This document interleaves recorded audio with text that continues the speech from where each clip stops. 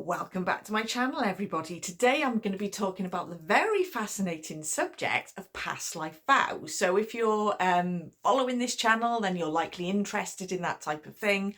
I think it's a fascinating subject, and at the minute I'm looking into any past life vows that I might be holding within my consciousness, within my psyche, that may be hindering me or holding me back. And I'm looking to clear, cancel, delete if they're not helpful. Maybe I made one in a past life because at the time I thought it was appropriate. But what happens is when we make a vow, there is so much intention behind it. There's a solemn promise behind it, and there's a lot of intention, there's a lot of focus, and there's a lot of emotion and energy that goes into a vow. And what tends to happen is we make a vow. You know, the main one that we know of as vows is marriage vows. Okay, that's an example. But in past lives, if you're open to this, we've lived as a soul, we've lived many lifetimes in different incarnations, and in past lifetimes we've very likely made vows. Okay, so there is a way that you can test to see if you do have a vow, and I'll share that at the end. But what I'm going to talk to you today about is what a vow is, how past life vows can adversely affect us, some examples of those vows, and how we can look to clear, cancel, delete and move on from them, okay, if they're holding us back, which they likely probably will be. So if you think of a vow is like a vow, an oath, a promise. When you make a vow, you very often really focus in on, I promise to do this. There is a binding energy within that. So it's very strong, powerful intention behind a vow, okay? So an example of a past life vow. The first example I'm going to use is the one that I think is the most obvious one. Well, certainly to me anyway. Okay, so you had an incarnation in the 15 or 1600s, for example, and you were a white witch. Okay, so you were very in tune with your psychic abilities. You were very connected to your intuition, and you followed your intuition, and you used that intuition and psychic ability to assist yourself in moving forward in life. And also you may have helped people by using your skills, your abilities, psychic abilities, intuitive abilities to help others. Okay, but back in the day, the leaders that were around then, male usually, they didn't like that. They didn't like somebody, usually a woman, who was a white witch, may have even practiced witchcraft, magical spells and things like this.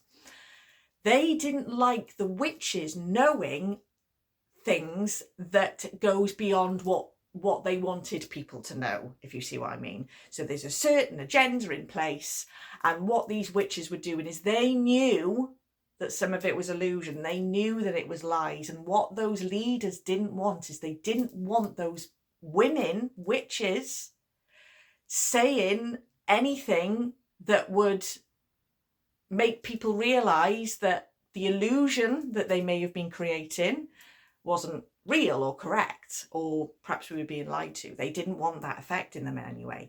And actually they were so some of these leaders were very much associated with just, you know, the 3D world, the height, width, depth.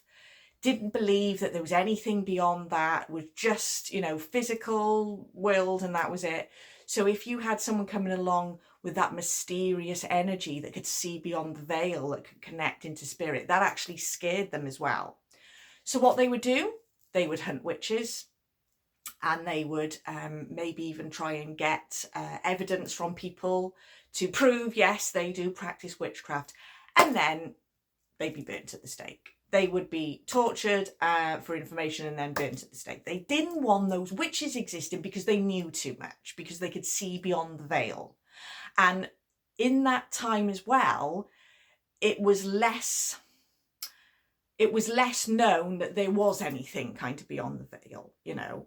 There was certain sets of rules that they wanted you to follow, and when there was people who were connected into their psychic abilities, they were a threat to those powers, they were a threat to those leaders, because they might start telling people the truth, I suppose, about certain things, because they were intuitive, because they were psychic. So they hadn't burned at the stake. So an example of a past life vow, say you were a witch in a past life, okay? Many of us could have been. An example of a vow that a witch would say as that witch is burning on the stake, as it's on the stake in front of everybody, in front of all the leaders, in front of all the people, being slowly burned to death. An example of a vow would be, I will never connect in with my intuition again. I will never ever draw down my psychic abilities again. I will never ever be me.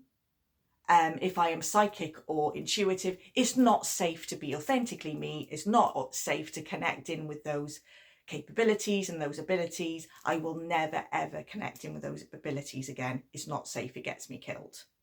And the energy and the intention and the fear behind what was happening to them, that vow was set in place. So that witch dies, then the soul incarnates into other lifetimes, and they might incarnate as a male or a female, it doesn't matter, but what they might realise is, I've got some psychic abilities, I can hear voices, I can see beyond the veil, I'm really connected to my intuition, I'm really connected into my higher self, but I don't think it's safe. I don't think I can do that, because I just think people will judge me and something bad might happen to me. So that's that playing out in another lifetime. You're not quite sure why, because the veils of amnesia have come down and you don't quite know why you feel that way, but you just feel too scared to tell people. Or it might be that at a very young age, you say, I can speak to dead people beyond the veil or something like that, and you'll get heavily judged for it, and you'll go, oh yeah. It's almost like a reminder that that vow is there. That vow is almost attracting that judgment in, and there's that fear there. And actually, we're all connected into our psychic abilities. We're all capable of being psychic, intuitive. But what happens is many people are not aware that we're all capable of being psychic, that we're all capable of connecting into our intuition. And we can use it for good. We can use it to help people shed light on things. We can use it for comfort, you know, for people.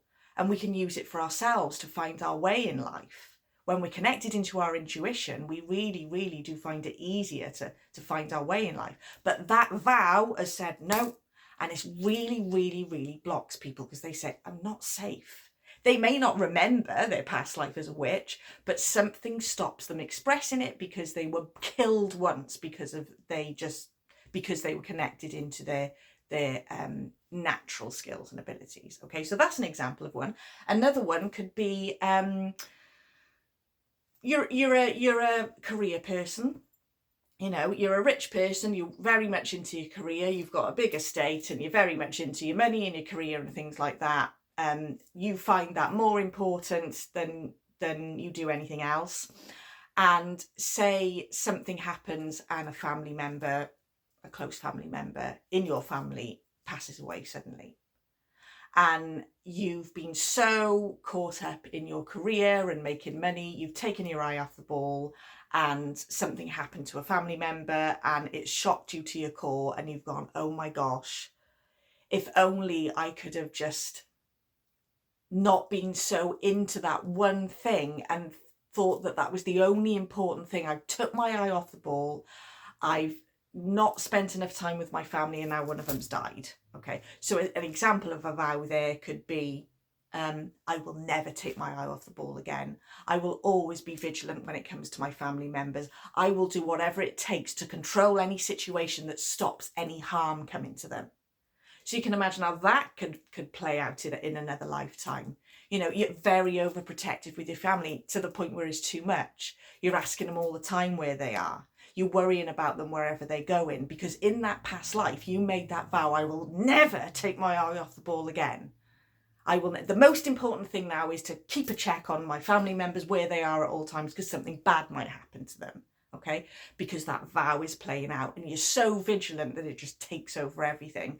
And then your family haven't got the freedom to do anything they want, because you're so worried about them. You're so worried about something happening to them. So that's another example.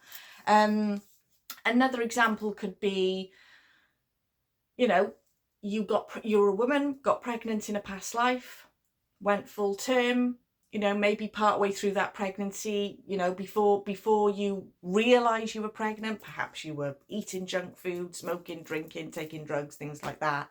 And then you went nearly full term with a baby and you lost the baby, okay? And you're absolutely traumatised and devastated, obviously. And there is a vow made. This is the case with many women. There is a vow made, I do not deserve children. I blame myself. That was my fault. I should have known. I will never, ever have children again because I do not deserve to have a child. I'm too scared that that will happen again. I vow never for that to happen again because I just won't have any. Do you see how that could play out in a current lifetime? You know, sometimes we might be going so many lifetimes with these vows still in place. And the intention of the soul, every time the soul incarnates, is to, oh, perhaps we could clear, cancel, delete that vow this time. Perhaps we could remember this time what vows are and perhaps we can clear it. But what happens is the veils of amnesia come down when we come into the incarnation. We're completely distracted by the 3D world and we forget that, you know, maybe one of the things we need to do is to identify if we've got a vow playing out and to clear it, because it's never supposed to be brought through like that into lifetimes, because you can imagine with a lot of these vows, they're very hindering, okay? There's also, before I do videos, I tend to sort of tune into my higher self, my guides, to see if they've got any information for me before I make the video. And the one thing that came through was there is a collective vow that needs to be cleared and deleted right now and identified, first of all, by people. And that is a vow to follow your leaders. No matter what, you follow what your leader says. You do as your leader says, okay? Don't do your own thing. You follow the leaders. Now, that could be a religious leader. It could be a political leader. It could be a family member that believes they lead the family and they're in charge. You follow what I say, whatever happens. You know, don't you dare go off and do your own thing, because otherwise something will happen. Something bad will happen. You're not capable of doing it. You follow your leaders. You do as your leaders say. There is a vow there somewhere where many of us in past lives have said, I follow my leader, I follow my leader, okay? No matter what. And sometimes the leaders are not always practicing for our highest good. Let's just say that. There is a collective vow that needs clearing there. But the best way we can do that for the collective is to identify it within ourselves. And as soon as we start clearing it and cancelling it out of our own psyche, we're actually doing the whole collective a favour there. And we're actually starting the ball rolling for the whole collective almost. So the most important thing there is you just focus on yourself. And as you're doing that, the ripple effect spreads out to the whole collective, because we are all connected and we are one. Okay, so the way that you can identify if you have a vow is, first of all, if there's a recurring pattern in your life, or there's certain things that really block you or cause you a problem, there could be a vow there.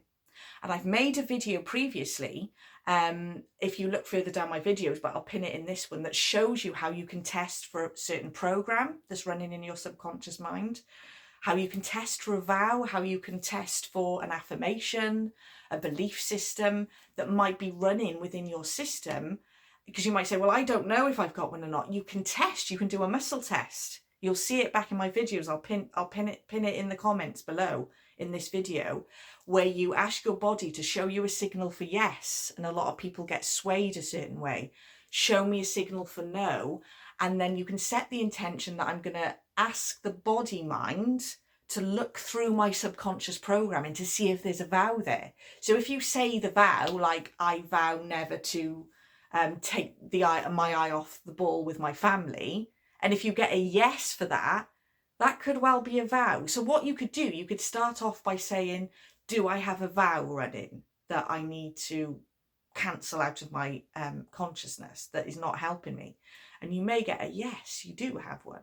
And then you can say, right, what is it? Is it to do with this? So look at how you can muscle test, because that is the best way to do it. Some people might use a pendulum, and they'll ask the pendulum to show them what the spin is for yes. Okay, what's the spin for no? You can use a pendulum. Look at muscle testing. I'll pin the video. And then what you need to do is identify that vow and then start programming the complete opposite.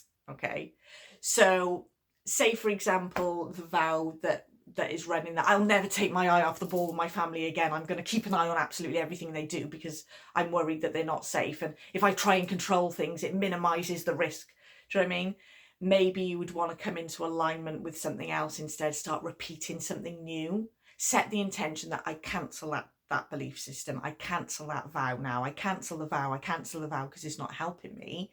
And come into alignment with I let go of that vow and I joyfully release the past, I release the vows, and I expect positive things going forward.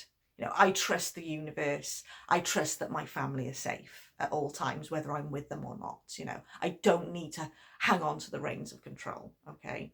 And another thing that we struggle with as a collective is what my guides and my higher self says is there's a vow there to not surrender to the flow of life. I must be in control at all times, because once I surrendered and I let go and then awful things happened. Well, actually, sometimes when we surrender to the flow of life, things seem to go into chaos in our life. But actually what's happening is your life's being rearranged and a new path is being recalibrated for you for your highest good. And there's really good things coming, but you've seen it as a negative because you've surrendered and said, okay, I trust the universe. And then suddenly everything seems to go wrong. You know, but it's actually going right for you, but it looks like it's going wrong. So there's another program, another vow there that we may have made in a past life that says, I have to be in control at all times. And that's the one thing that we're really struggling with as humanity, because we like to be in control. And sometimes at certain times in the evolution of the planet, sometimes we just need to let go of control and trust the universe. But if we've got vows running that says it's not safe to do that, then that might be hindering us and causing a lot of resistance. Okay, so I hope you found this video interesting and I'll see you again soon. Bye.